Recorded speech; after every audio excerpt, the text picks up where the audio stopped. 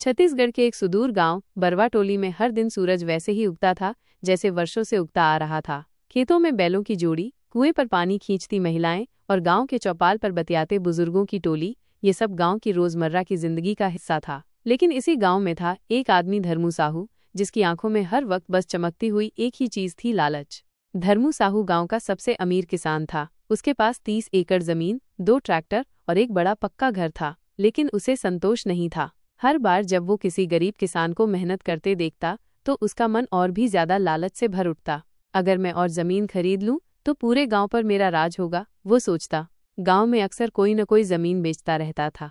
धर्मू ऐसे मौकों को हाथ से नहीं जाने देता। वो आधी कीमत पर जमीन खरीदता, बदले में झूठे वादे करता, मैं तेरा कर्जा चुका दूंगा, तेरा बेटा शहर में नौकरी लगाएंगे। लोग उसकी मीठी बातों में आ जाते और फिर पछताते। एक दिन गांव में एक अजीब सा बाबा आया, बाबा अमरदास। वह एक पुराने कुएं के पास डेरा जमाए बैठा था जो वर्षों से सूखा पड़ा था।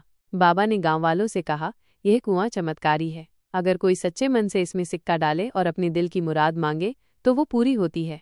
लोगों ने बाबा की बातों को मजाक समझा, लेकिन जब एक दिन एक गरीब किसान की फसल अचानक बारिश के बिना लहलहा उठी और उसने बताया कि उसने बाबा के बताए तरीके से कुएं में सिक्का डाला था, तो गांव में चर्चा फैल गई। धर्मू यह सब सुनकर चौकन्ना हो गया। अगर ये सच है तो क्यों न मैं भी कोशिश करूं, उसने सोचा।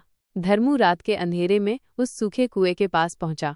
उसने अपनी जेब से एक चांदी का सिक्का निकाला और उसे कुएं में डालते हुए कहा, हे बाबा के चमत्कारी कुएं, मुझे पूरे जिले की सबसे ज्यादा जमीन चाहिए।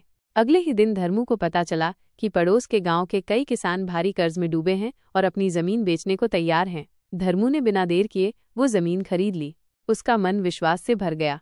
कुआं सच में चमत्कारी है। अब हर रात धर्मू कुएं में एक नया सिक्का डालता और एक नई मुराद मांगता, कभी जमीन, कभी मवेशी, कभी सोना, कभी और अधिक ताकत। हर बार उसकी मुरादें पूरी होती गईं। अब वह केवल गांव का नहीं, पूरे क्षेत्र का सबसे बड़ा जमींदार बन चुका था। लेकिन धर्मू का लालच अब सीमाएं लांघ चुका था। उसने कुएं से मांगना शुरू कर दिया, मुझे राजा बना दो, पूरे राज्य पर मेरा राज हो, लोग मेरी पूजा करें।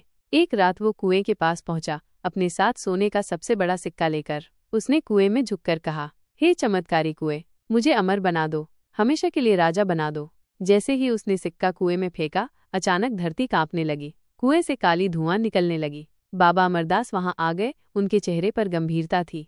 धर्मू, बाबा गरजे, तेरा लालच अब सीमा पार कर चुका है। तूने मांगा और सिर्फ मांगा, लेकिन कभी किसी के लिए कुछ दिया नहीं। अब ये कुआं तुझे खुद निगल लेगा। धर्मू डर से कांपने लगा, लेकिन तब तक बहुत देर हो चुकी थी। कुएं का पानी अचानक ऊपर चढ़ा और उसमें एक जलभंवर बन गया। एक जोरदार चीख के साथ धर्मू उसमें समा गया।